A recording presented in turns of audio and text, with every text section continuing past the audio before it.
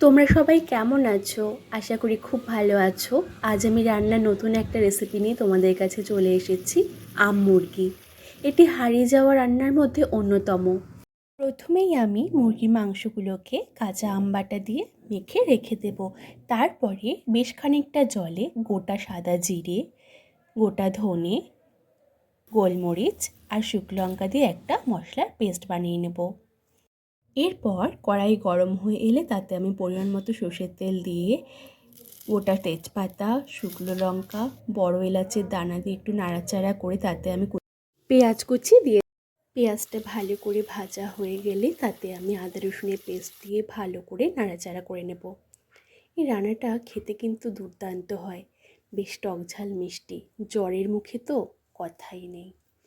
তোমরা কিন্তু অবশ্যই এটা বাড়িতে ট্রাই করবে। তো দেখতেই পাচ্ছ তেল ছেড়ে দিয়েছে। এবার আমি একদম শুরুতে যে মশলার পেস্টটা বানিয়ে রেখেছিলাম সেটা দিয়ে ভালো করে কষিয়ে নেব।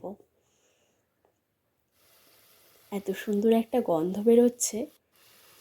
এবার পরিমাণ মতো নুন হলুদ দিয়ে ভালো করে কষিয়ে তাতে কাঁচা আম দিয়ে মাখিয়ে রাখা মুরগির মাংসটা আমি দিয়ে ভালো করে কষিয়ে নেব। মাংসের পিসগুলো এত বড় বড় যে দেখো আমি নাড়াচাড়া করতে পারছি না ঠিক মতো। প্রতি রবিবারে বেশ ধামসা আলু আর সাথে মুরগির মাংসের যে পাতলা একটা ঝোল মা করে খাওয়ায় না, ওটা জাস্ট খেয়ে যে কি তৃপ্তি পাওয়া যায় সেটা বলে বোঝানো যায় না। তোমরা কারা কারা এই ধামসা আলু মুরগির ঝোলের সাথে প্রেফার করো অবশ্যই আমাকে জানিও কিন্তু। তো দেখতেই পাচ্ছ কথা বলতে বলতে আমি কাঁচা লঙ্কাটা দিয়ে ভালো করে কষিয়ে নিচ্ছি। সামান্য পরিমাণে চিনি আমি এখানে অ্যাড করে দেব। ভালো করে নাড়াচাড়া করে তেল ছেড়ে এলে পরিমাণ মতো গরম জল আমি দিয়ে দেব। রান্নাটা কিন্তু মাখো মাখো হবে। আর নামানোর কিছুক্ষণ আগে আমি বেশ কিছুটা ঘি অ্যাড করে দেব।